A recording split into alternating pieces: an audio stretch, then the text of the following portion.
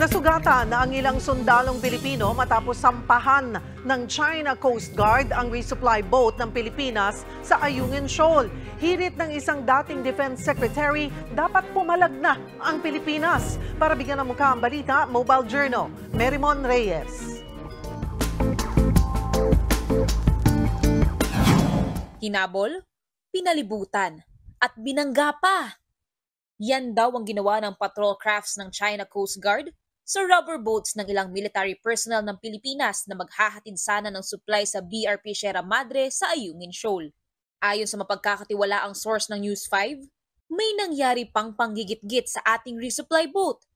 At nang maharang, sa pilitang sumampa sa isa sa mga rigid hull inflatable boat o RHIB ng Philippine Navy ang ilang tauhan ng China Coast Guard.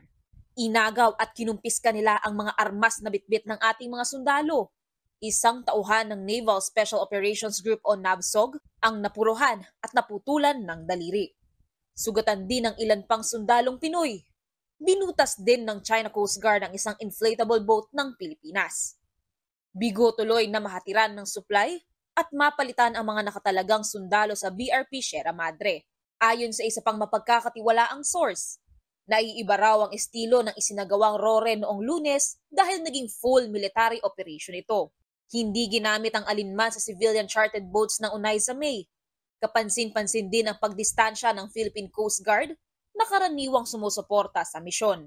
Sa isang ulat sa pahayagang China Daily, kinumpirma mismo ng China Coast Guard na sinakyan at ininspeksyon nila ang isa sa ating mga resupply vessel.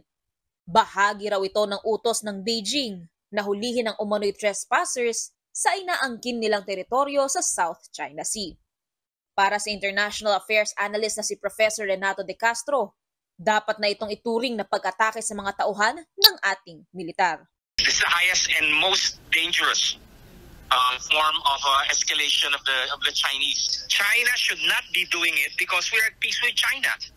So there's no reason for China to inflict this, especially on Filipino servicemen.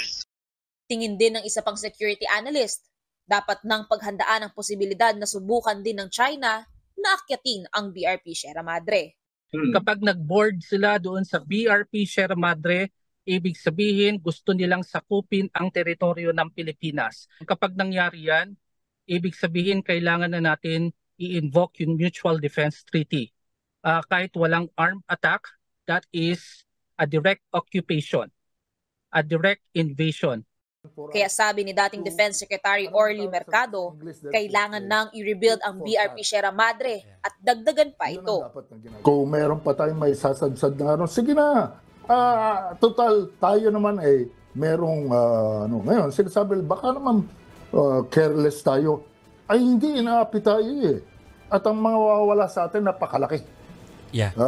Kaya sa akin, sa tingin ko, it is time, no more Mr. Good Guy. Dapat daw ay lumaban na rin kung inuutakan at ginitgit na ang Pilipinas. Kung binabanatan tayo ng what you call this, ng water cannons, bakit hindi rin tayo gumamit ng water cannon? Tapos ipambomba natin yung tubig ng Pasig River para magkaroon sila ng katutak na infeksyon. We cannot ask other countries to fight for us. We have to fight. We have to be willing to die also.